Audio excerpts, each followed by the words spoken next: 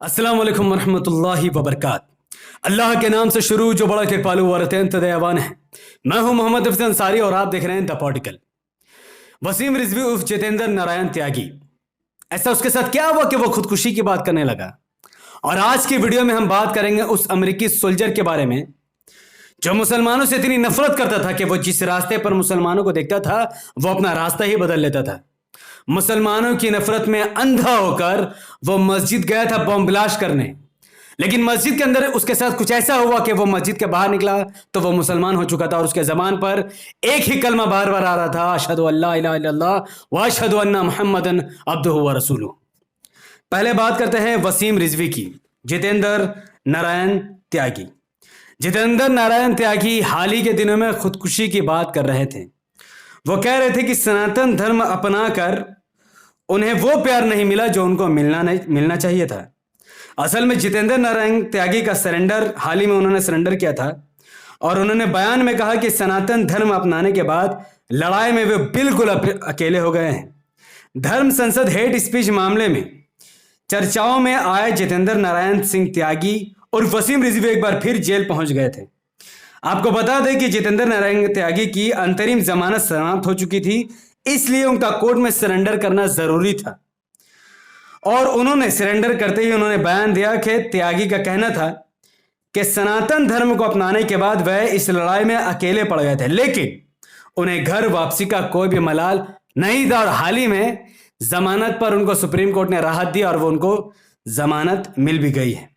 और दूसरी तरफ वो एक्स अमेरिकन सोल्जर जिनका नाम है रिचर्ड मकीनी, जो मुसलमानों से इस कदर नफरत करते थे कि वो मुसलमानों को बम ब्लास्ट करने पहुंचे थे मस्जिद में, लेकिन वो बाहर निकले मुसलमान बनकर। आइए जानते हैं कि उनके साथ क्या हुआ और क्यों वो मुसलमानों से नफरत करने लगे। मैकेनी ने 25 साल मरीन फोर्स में बिताए। इस दौरान उनकी पोस्टिंग खाड़ी के देशों में हुई थी। खाड़ी के देश मतलब इराक, ईरान, जहां पर अक्सर अमेरिका मुसलमानों पर और मुसलमान अमेरिका से युद्ध करते हैं, जहां उनको लगने लगा कि मुसलमान घातक दुश्मन होते हैं। जिस वक्त वह अमेरिका के इंडियाना देश वापस पहुंचे तो उनकी नफरत खत्म नहीं हुई, बल्कि उनके मुसलमानों के खिलाफ नफरत इतनी बढ़ गई कि अगर कोई मुसलमान उन्हें रास्ते पर चलता हुआ दिखाई देता तो मैकेनी अपना रास्ता ही बदल लेते थे। उनकी इस नफरत की वजह से उनकी धर्मपत्नी भी उनको छोड़कर चली गई। मैकेनी डॉक्यूमेंट्री में बताते हैं कि वह जब भी अपने शहर आते थे तो उन्हें मजबूरन मुसलमानों का मुंह देखना पड़ता था। मैकेनी की नफरत यहां तक पहुंच गई कि वो मुसलमानों को नुकसान पहुंचाने का प्लान करने लगे थे और वो प्लान था मस्जिद में बॉम्ब ब्लास्ट करना। जी हां, मैकेनी ने प्लान बनाया कि मस्जिद में ब्लास्ट किया जाएगा। उसके लिए उन्होंने जुमा का दिन चुना क्योंकि अक्सर जुमा में ही ज्यादातर मुसलमान मस्जिद में जमा होते हैं। इसके पीछे कारण था कि जुमा के दिन मस्जिद में लोग ज्यादा इकट्ठा होते हैं। मैकेनी ने सोचा कि उनके किए गए ब्लास्ट में लगभग 200 लोग मारे जाएंगे। मैकेनी का अनुमान था कि अगर वो मस्जिद में जुमा के दिन बॉम्ब ब्लास्ट करते हैं तो शायद 200 से ज्यादा मुसलमान मारे जाएंगे। ऐसा करके उसके कलेजे को ठंडक पहुंचेगा और वो मुसलमानों से बदला लेंगे। सब कुछ सही चल रहा था, सब कुछ प्लान के मुताबिक चल रहा था, लेकिन मैकेनी जैसे ही मस्जिद के गेट से गुजर रहे थे वहां मौजूद अफगान रेफ्यूजी, एक डॉक्टर जिनका नाम साबिर बरहमी बताया जाता है, उन्होंने मैकेनी को आवाज दिया और उनके साथ उनकी वाइफ भी मौजूद थी और एक स्थानीय शख्स जोमो विलियम भी वहां मौजूद था। इन लोगों के बर्ताव से मैकेनी इतने मुतासिर हुए कि उनके मन में जो गलत सोच के बादल छाए हुए थे वो धीरे धीरे छटने लगे। इसके बाद मैकेनी रोजाना मस्जिद जाने लगे। मैकेनी कहते हैं कि वह लोग काफी सादे और खुश मिजाज थे, यानी इखलाक में बहुत अच्छे थे और बहुत अच्छे से वो मैकेनी से बात करते थे, जबकि मैकेनी उस वक्त मुसलमान भी नहीं थे, एक गैर मुस्लिम यानी एक काफिर था मैकेनी। वह अमेरिका में रहते हुए भी, यानी जो मुसलमान से मैकेनी खुश हो चुके थे उनके बारे में वो बताते हैं कि वह अमेरिका में रहते हुए भी काफी खुश दिखाई दे रहे थे। वह मुझसे काफी बातें करना पसंद करते थे। इस एक्सपीरियंस से मेरी सोच बदली और मैंने रोजाना मस्जिद जाना शुरू कर दिया, जिसके 8 हफ्ते बाद इस्लाम कबूल कर लिया। जानकारी के लिए बता दें कि मैकेनी इसके बाद मुंशी इस्लामिक सेंटर के 2 साल अध्यक्ष भी बने रहे। अब बताएं, यानी वो मैकेनी जो कि एक रिटायर अमेरिकन सोल्जर था जो मुसलमानों से नफरत करता था, लेकिन वो इस्लाम की सच्चाई नहीं जानता था। वो उन मुसलमानों से मिलता था जो मुसलमान गलत थे, लेकिन अक्सरियत वाले मुसलमानों से कभी उनका मुलाकात नहीं हुआ। लेकिन जिस दिन मैकेनी ने अच्छे मुसलमानों से मुलाकात की, सही इस्लाम को सीखा, उसके बाद मैकेनी ने 8 हफ्ते बाद इस्लाम कबूल कर अपने गुनाहों की माफ़ी मांगी और आज मैकेनी एक बड़े इस्लामिक इंस्टीट्यूशन का अध्यक्ष बने, प्रेसिडेंट बने और आज वो इस्लाम के दाई बन चुके हैं और इस्लाम को जगह जगह जाकर फैला रहे हैं।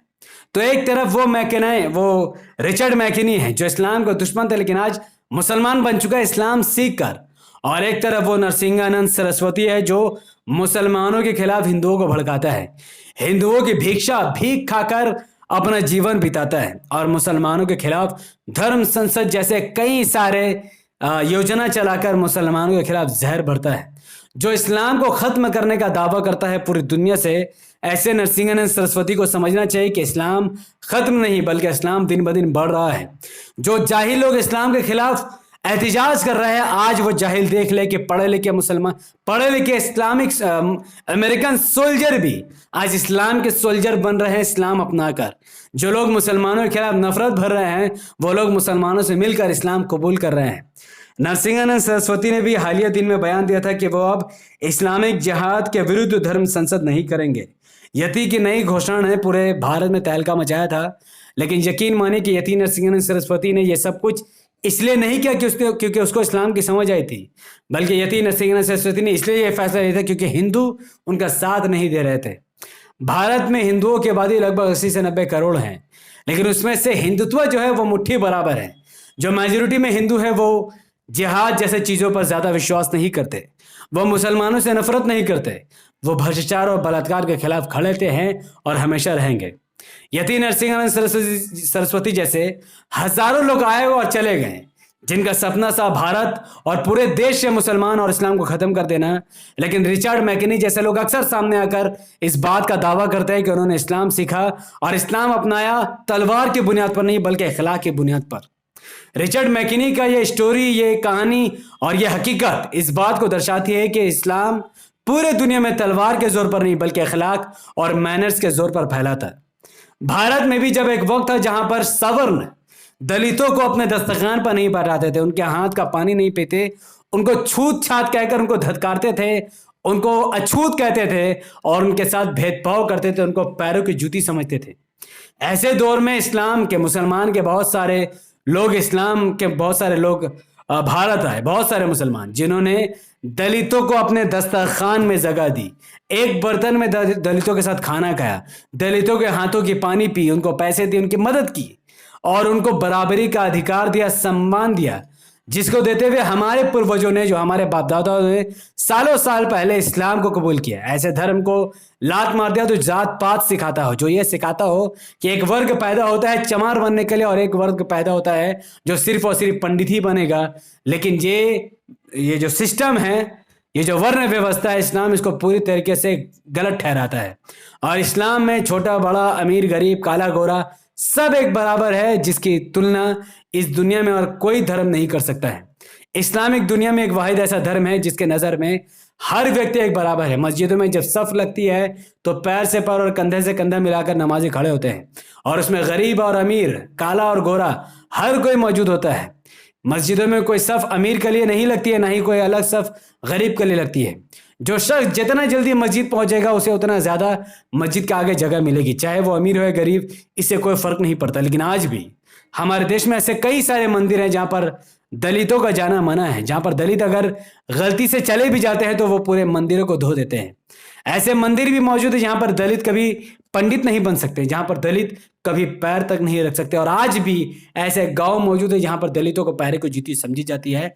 कभी ब्राह्मण अपनी बेटियों की शादी दलितों के घर में नहीं करवाते, लेकिन मुसलमानों में कोई गरीब हो या मुसलमान, कोई गरीब मुसलमान हो, वो अमीरों के घर में और अमीर की बेटी गरीब के घर में ज़रूर ब्याह कर की जाती है, क्योंकि ऐसा हमारे इस्लाम का परंपरा है जो कि वर्ण व्यवस्था से बिल्कुल भी अलग है। मैं अपने इस वीडियो के माध्यम से और अपने द पॉलिटिकल पेज के माध्यम से भारत में रहने वाले करोड़ों लोगों को इस्लाम की दावत देना चाहता हूं कि आओ उस धर्म की तरफ जो तुम्हारे धर्म का इनकार नहीं करता। कुरान इस दुनिया का वाहिद इकलौती किताब है जो बीते किताबों की तस्दीक करती है।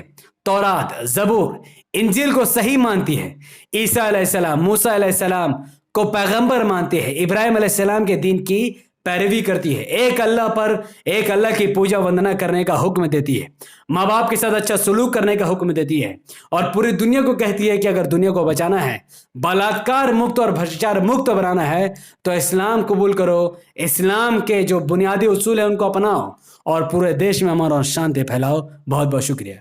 अगर आप सब मेरी बातों से मुत्तफिक हैं तो इस वीडियो को लाइक कीजिए, इसके लिंक को व्हाट्सएप, फेसबुक, इंस्टाग्राम जैसे सोशल मीडिया के प्लेटफॉर्म पर शेयर कीजिए। अपनी बातों को कमेंट करके कि आप जितेंद्र नारायण त्यागी और रिचार्ड मैकेनिक के बारे में क्या कहना चाहते हैं। आप अगर मुसलमान हैं तो क्या पहले आप कभी इस्लाम कबूल किए थे या इस्लाम के बारे में आपकी क्या राय है? जो नॉन मुस्लिम है वो ज़रूर अपनी बात कमेंट पर रखें। आपकी जो भी कन्फ्यूज़न हो इस्लाम को लेकर, जिहाद को लेकर या किसी और मुस्लिम में, ज़रूर कमेंट पर अपनी सवाल रखें। मैं कोशिश करूँगा कि आपके जवाब जल्द से जल्द दे सकूँ। हमारे यूट्यूब चैनल द पॉडिगल को सब्सक्राइब कीजिए, बेल आइकन को हिट कीजिए।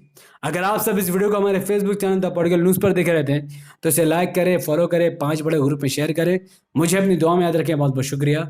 अस्सलाम वालेकुम रहमतुल्लाहि व बरकातहू। अल्लाह के इस्लाम रहमत बरकत अब तमाम भाई और बहनों पर हो। मैं अल्लाह हबीब।